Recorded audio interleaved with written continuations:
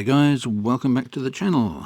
This video is all about the great rip-offs in this game. And the first one we're going to look at here are trash draws. These are draws they offer you that really have nothing worthwhile. That even the tank you can get out of it is just junk that you can get cheaply anyway. Don't waste your gold on this rubbish, because you're never going to get anything worthwhile out of it. You can see that practically everything in this draw is just junk. The main prize is not worth having, not for the gold you're going to spend trying to get it. There's a few credits, there's only one crate, and there's not one of the ones that's really worthwhile having. Everything else is just utter trash. Don't get caught by these, only go for draws where everything around the main prize is a crate. The next rip-off are fake prizes. These are things that they give you that you're supposed to collect over time. You can see these tank certificates here in blue in the centre row. I've had these sitting there for years. They never convert into anything. I don't think I've ever had one of these things convert into a real tank, unless I'm getting them out of lock boxes, and we're going to go into that one as well, because that is yet another rip-off. That's going to be number 3. Now, rip-off number 3 are lock boxes, and there's two parts to this. You get keys, which you pay for, or you occasionally win one to open these lock boxes, and you can see the key right at the start there, highlighted in the top left-hand corner. Now at the end of this is the lockbox. Now what do you notice about the key and the lockbox? Yeah, the key has a brown stripe, the lockbox has a blue stripe, so you cannot open that box with this key. That is con number 1. The second con comes when you actually start buying keys for these boxes with gold. You buy the keys, you open the boxes, and they will allow you to collect various tank certificates and things like that. The tank certificates will go almost all the way to the point where you're going to win a tank out of the box, and then they switch to another tank. Wow, isn't that clever? They know exactly how many you've got, when to bait you, and when to switch. Now I've tried this. I've actually gone through and did an experiment, and I got a lot of different tanks in certificates, and I think only 1 or 2 of them ever converted. The rest got up to 9 out of 10 and never went further than that.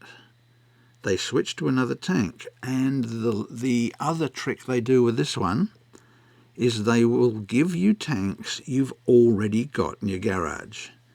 That is pure bullshit, because with one little subroutine in the program, they could check what tanks you've got and make sure that anything that comes out of the boxes is different. No, they just want to screw you. It is a damn disgrace, and it's fraudulent as far as I'm concerned.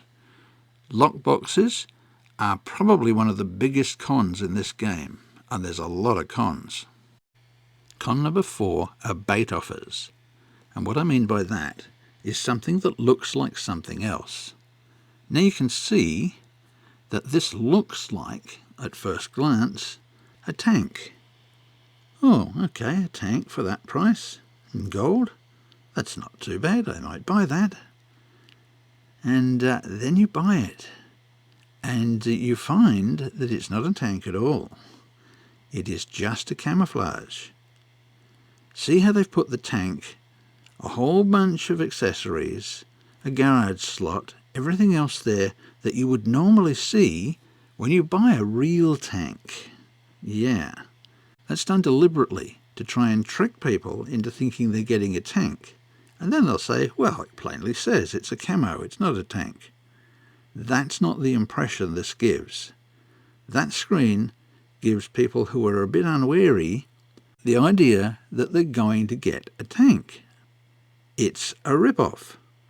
It should not show the tank, it should not show all those accessories or the garage slot or anything else to do with the tank itself, apart from maybe a picture of a tank with the camo on it. This is again a deliberate way to rip unwary players off. Scam number 5 are unplayable tanks. Now here we've got the Panzerkampfwagen 38H. I went ahead and purchased it, and then went to play it. It's apparently a decent little tank at low tier to play, quite highly regarded. But I went off and waited, and waited, and waited, and waited, and nothing ever happened. Right until today, I have never been able to play this tank. What a con.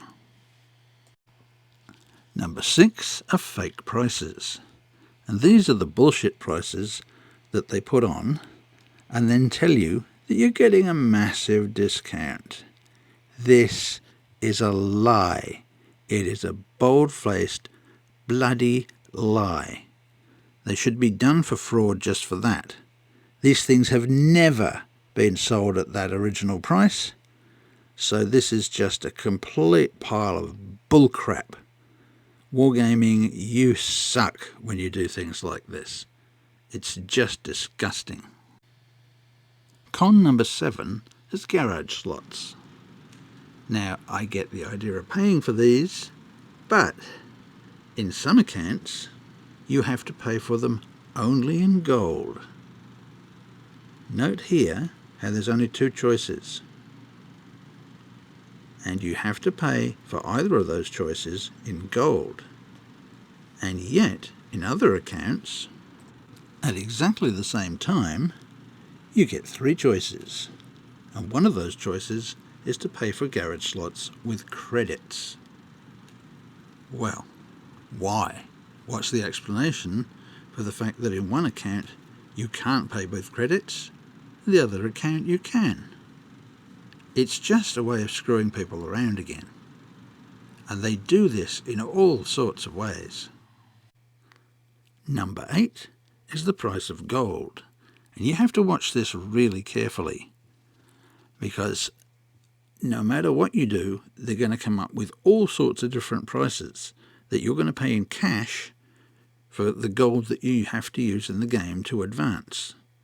Now, you can see here there's discounts when you buy a lot of gold, and okay, that's fair enough. But just look at that 149 price down in the corner there, that 500 gold bundle. That is a bullshit price, because for $1.49, and this is Australian dollars I'm talking here, you can get 1,500 gold. So that price there is 3 times what it's really worth. In Australian dollars, what I will pay for gold in this game is 1 cent for 1 gold piece. That's what I think is a fair exchange rate. And yes, these guys have got to make money to pay the staff to keep the game going, etc., etc. But stop ripping people off. Stop trying to make things seem that they're really, really cheap in some circumstances, and then put stupid prices in other circumstances. Just give people a decent value for money and stop screwing them over. Well, I'm sure this lot was only scratching the surface and there's a lot more. Let me know in the comments below what other cons you think are in the game. Well, that's it for another video, guys. Hope you enjoyed that one, and hope to see you back here again for the next one. See ya. Cheers for now. See ya.